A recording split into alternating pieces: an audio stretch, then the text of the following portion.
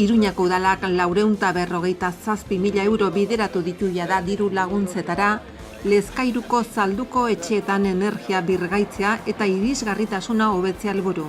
Hirigintza gerentziak eta batzordeak bisita egin ditu Lezkairuko 9. fasearen barruan, Mendiegalean Zalduko etxeetatik gertu egin diren lanetara.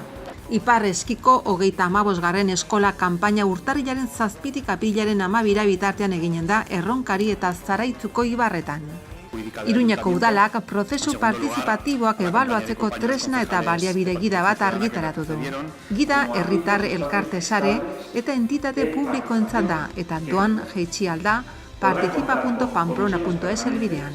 Hotelez eta turismora bideratzen diren etxe bizitzez saturatua dago Alde Zarra Arantzadi udal taldearen iritziz. Arantzadik ez ditu 2019ko aurrekontua babestuko, turistifikazioari aurre egiteko neurriak hartzen ez badira. Goazen azaroaren 14ko titularrekin. Lezkairuko Zalduko etxeetan energia birgaitzeko eta irisgarritasuna hobetzeko helburuekin, Iruñeko udalak diru laguntzetara 457.000 euro bideratu ditu. Hirigintza gerentziak eta batzordeak bisita egin dute Lezkairuko 9. fasearen baitan Mendi Egalean Zalduko etxe bizitzetatik gertu egin diren lanetara. Hirigintza gerentziak eta batzordeak Lezkairu auzoa bisitatu dute goizean Zalduko etxeak birgaitzeko lanean jarraipena egiteko. Udalak 457.066 euro ordaindu du jada. Beste jarduketa batzuz gain energia eraginkortasuna hobetzeko eta igogailuak instalatzeko laguntzetarako inbertsioan udala aurreikuspena diren 972.752 euroen 146. 2015ean esparru hitzarmen bat onetsi zen. Udalak Lezkairuko Zalduko eraikinen jabekide erkidegoek sustatutako zahar berritze jarduketetan laguntzeko, udal laguntzak bideratuz. Hitzarmenak barne hartzen dituen eraikinak 50ko hamarkadaren bukaera eta 60koaren hasiera bitartean eraiki ziren Teiaituri eta Lezkairuko Zaldua kaletan. 96 etxe bizitza dira. Beko solairua gehi 4 solairu dituzten 2 etxe uhartetan daude bilduta.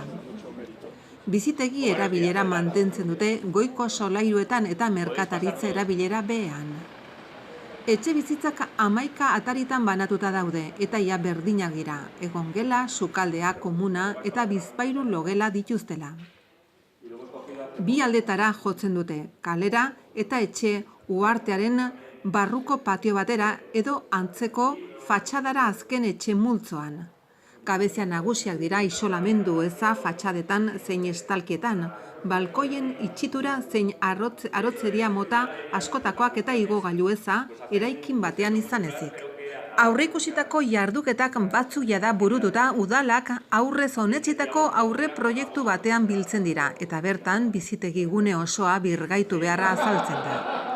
Eraikinen inguratzaile termikoa hobetzea hartzen dute barne, dela energia aurrezteko ezaugarri egokiak eduki ditzaten, dela hiri irudiari egokiro heldu diezaioten, gaurkotuta eta inguruko eraikinetan txertatuta egon daitezen.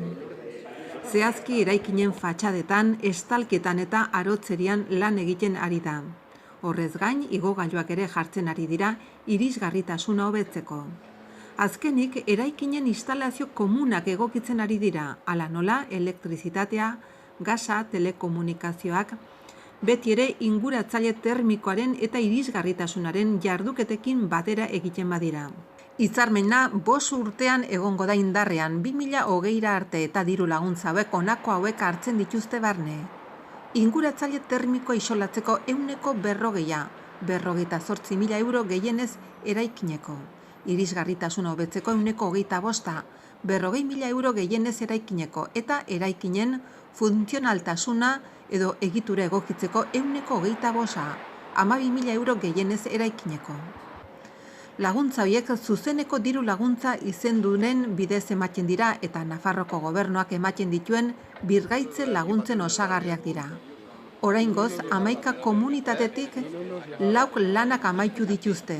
Jada, 3 lanak egiten ari dira, beste 3 proiektua aurkeztu dute eta lizentziak zein laguntzak izapidetzen ari dira. Eta beste komunitate batek oraindik ez du aurkeztu proiektua eta arkitektoak zein obra kontratatzeko balorazio fasean dago. Hirigintza gerentziak eta batzordeak mendi hegalean Lezkairuko Zalduko etxeetatik gertu egin diren lanak ere bisitatu dituzte, lanak joan den maiatzean bukatu ziren. Aurreikusitako zuhaixka eta zuhaitz landaketa jasoko duen belardia azken asteotan erein bada ere. Lan horiek Lezkairuko 9. urbanizazio faseari dagozkio eta hiriko hegoaldeko eremu honetako jarduketei amaiera eman diete. Mendi hegala egokitzeko lanetan oinezkoen 2 bide egin dira hormigoiz, batez ere goiko etxe bizitzak hobeki komunikatzeko eta eremua hiri garapen berrian txertatzeko. Gainera egun leku bat sortu da eta auzoko alde hori LED motako argiteriaz hornitu da, baita hiri altzariez ere. Hirigintza gerentziako zerbitzu teknikoek idatzitako proiektuarekin bat. Mendi hegalaren landaretza tratamentua zuhaixkak landatuz egin da, espaloiarekin mugatzen duen eremuan halaber. Zuhaitz berriak landatuko dira eta mantentzen lan gutxi behar duen belardia sortuko da. Halaber, tantakako ureztapena jarri da zuhaitzetarako, baita zanga dranatzaileen bidez euri urak biltzeko sistema bat ere.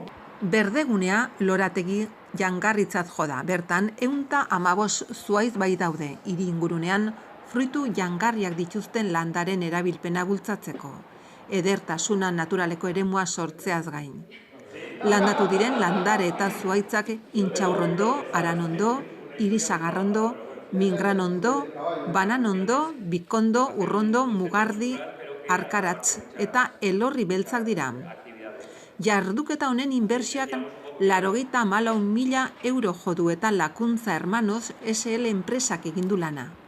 3 hilabetean eginda eta joan den maiatzean jaso zen.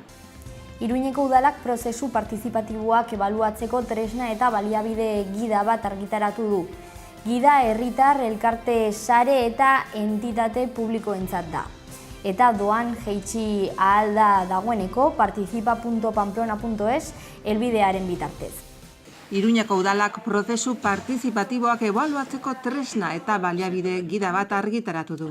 Toki administrazio guztietan eta elkarte ehunean ere bai. Ekarpena egin nahi duen ekimena da prozesuan diseinu, jarraipen eta ebaluazioaz bezain batean partaidetza eta kalitatea bermatzeko adierazleak ezarriz. Iruñeko udaleko herritarren partaidetzako eta gizartea ahalduntzeko zinegotzi ordezkaria Mikel Armendarizek eta herritarren partaidetzako eta gizartea ahalduntzeko zuzendari Anso Fernandezek prentsaurrekoan aurkeztu dute gida gaztelaniaz zein euskaraz, webgunean deskarga daitekeena. participa.pamplona.es helbidean. Gidaren helburu nagusia da herritarrei, elkarte sareei, entitate publikoei eta Iruñeko udalari berari partaidetza politika publikoak ebaluatu zein jarraitzeko tresnak eta baliabideak eskaintzea. Gida partaidetza bidetzat hartuz abiatzen da erakunden kalitate demokratikoa hobetzeko tresnatzat. Horregatik, lan horretarako ekarpena egin nahi da. Zerrendatutako ebaluazio irizpide, teknika, adierazle eta txantiloeien bidez. Baliabide horiek ez dira formula itxiak, baizik eta errealitate bakoitzan moldagarriak. Beharrezkoak diren une edo guneetan eta hoien arabera. Iruñako udalaren herritarren partaidetzako eta gizartea ahalduntzeko alorreko lantalde teknikoak egindu lan hau. Honako hauekin elkarlanean. Ebaluazioa, gardentasuna, trazabilitatea eta kontuak emateko gaiari buruzko kolaborazioa edo lantaldea. Araudia kooperatiba eta parte hartuz Euskal Herriko Unibertsitateko ikerketa taldea.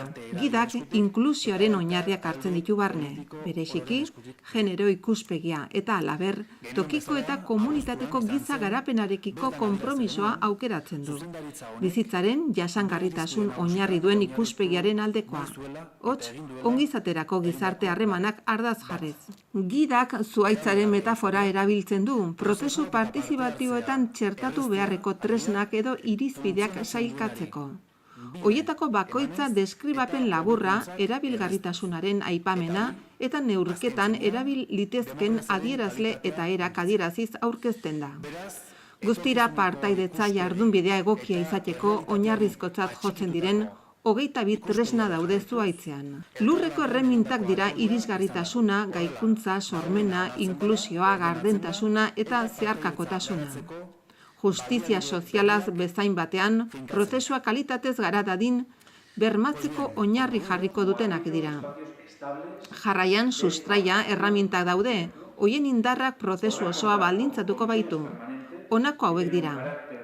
Proposatzeko gaitasuna, abiapuntutako jokalekua, helburuak eta baliabideen plangintza. Gero, enborreko erremintak daude, prozesua erraisteko bitartekoak eskaintzen dituztenak. Hala nola, itzulketa, dinamizazioa, informazioa eta aitortza. Ondoren adarreko erreminta daude, partaidetzaren irismena, lidergoa eta tartean dauden sareak. Azkenik, fruitu erreminta daude, gizartea eraldatzeko herritarren partaidetza bultzatzen dutenak. Hala nola, herritarren autonomia, kogestioa, konpromiso, loteslea, kultura politikoa eta ahalduntzea. Ipar Eskiko 35. eskola kanpaina urtarrilaren 7tik apirilaren 12 bitarte eginen da Erronkari eta Zaraitzuko Ibarretan. Ipar Eskiko eskola kanpainaren 35. edizioa urtarrilaren 7tik apirilaren 12 bitartean egingo da Erronkari eta Zaraitzuko Ibarretan. Nafarroa osoko 155 ikastetxeetako 5.500 ikasle ingururen parte hartzeaz eta kirola eta hezkuntza uztartzen dituen proiektu hau garatzen lagunduko dieten 436 irakasle tarteko direla. Kanpainak ahalegin berezia eginen du kirolaren eta bizikidetzaren balioetan oinarritutako formakuntza bultzatzeko. Astearte goizean egindako aurkezpenean hartu dute parte Kultura, Kirol eta Gazteriako kontseilaria Ana Herrerak, Kaixa Bankeko lurralde zuzendari Ana Diez Fontanak, Nafarroko Kutxa Fundazioko zuzendari Javier Fernández Valdiviesok, Otsagabiako alkate Juan Manuel Toanek, Izabako alkate Jesus Mari Barazek eta Amaia Mozo kanpainaren koordinatzaileak.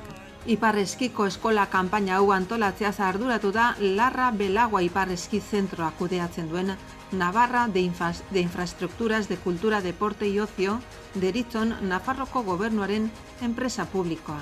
Erronkariko eta Zaraitzuko Ibaxen eta Izabako eta Otsagabiko udalen lankidetzaz. Nafarroko Kirolaren eta Gazteriaren Institutua eta Hezkuntza Departamentoa finantzaketaz arduratu dira. 210.500 euroko Konsu saia tarteko eta La Caixa gizarte ekintzak eta Nafarroko Kutxa Fundazioak 425.000 euroko ekarpena egin dute. Halaber, landa garapen ingurumen eta toki administrazio departamentoak 6.000 euro eman ditu ikaslentzako otarteko zorroak erosteko 2 ibarretan dauden natura interpretatzeko zentroetako jardueretan lankidetzan jarduteaz gain. Aurtengo edizioan arreta berezia emanen zaio balioetan oinarrituriko formakuntzari. Horretarako monitorei zuzendutako 2 tailer programatu dira, lehendabiziko abendutik urtarrilera bitartean eginen da kanpaina abiatu baino lehen. Erronkari eta Zaraitzuko Ibarretatik datozenentzat. Izaba eta Otsagabia. Ondoren, urtarrilan beste formakuntza bat antolatuko da Ibar hoietakoak ez direnentzat. Tailerren edukia Eskiko eskola kanpainaren testu inguruan sor daitezken gatazkak konpontzeko estrategia eta trebatutasunei buruzkoa izanen da eta bizipenezko metodologia praktiko baten bitartez landuko da helburu hauek lortzeko xedez. Partaideak animatzea jarduera fisiko positiboa sortzen eta zabaltzen lagun dezaten eta indarkeriazko egoerak prebenitzea. Aurreko edizioan bezalaxe, familia ugaritako ikaslek deskontuak izanen dituzte 10%koa kategoria orokorrekoek eta 20%koak kategoria berexikoek. Bestalde plaza sustatu dira egoera sozioekonomiko kaxkarrean dauden ikaslentzat, kanpainan doan parte hartzeko aukera izan dezaten. 56 ikastetxetatik bildutako 386 eskariren artean zozketa bat eginda plaza hoiek esleitzeko. Arantzadi udaltaldearen ustez, Iruñeko Alde Zaharra hotelez edota turismora bideratzen diren etxe bizitzez gainezka dago. Arantzadik ez ditu 2019 garren urteko aurrekontuak babestuko turistifikazioari aurre egiteko neurriak hartzen ez badira. Hoteletaz eta turismora bideratzen diren etxe bizitzez saturatua dago Alde Zaharra Arantzadi udaltaldearen iritziz. Arantzadik ez ditu 2019ko aurrekontuak babestuko turistifikazioari aurre egiteko neurriak hartzen ez badira. Arazo larriagoa izan baino lehen neurriak hartzeko eskatu dio udalari. Turistifikazioari aurre egiteko neurriak dira planteatzen dituztenak. Lehenik, hotel eta etxe bizitza turistiko gehiago ez zabaltzeko araudia eratzea eta hala alde zaharra toki saturatua gisara izendatzea. Bigarren, brigada bat sortzea, etxe bizitza turistikoak ikuskatu eta salatzeko. Eta hirugarren puntu gisa, taberna edo jatetxe gehiagorentzat terrazarik ez zabaltzea. Arantzadik uste du alde zaharrean bizi direnen eta hiriaren ustiapen ekonomikoaren arteko oreka galdu dela eta arazo berbideratzeko beharra dagoela. Eta datu batzuk ere eman dituzte. 2000 urtetik 100 negozio berri zabaldu dituzte ostalaritzarekin zerikusia dutenak eta 2770 plaza daude etxe bizitza turistikoetan eta erdia baino gehiagok ez dute hori egiteko lizentziarik. Ohartarazi diote, Iruñako udalari neurri hoiek hartu ezean Arantzadik ez dituela 2019rako udal aurrekontuak babestuko.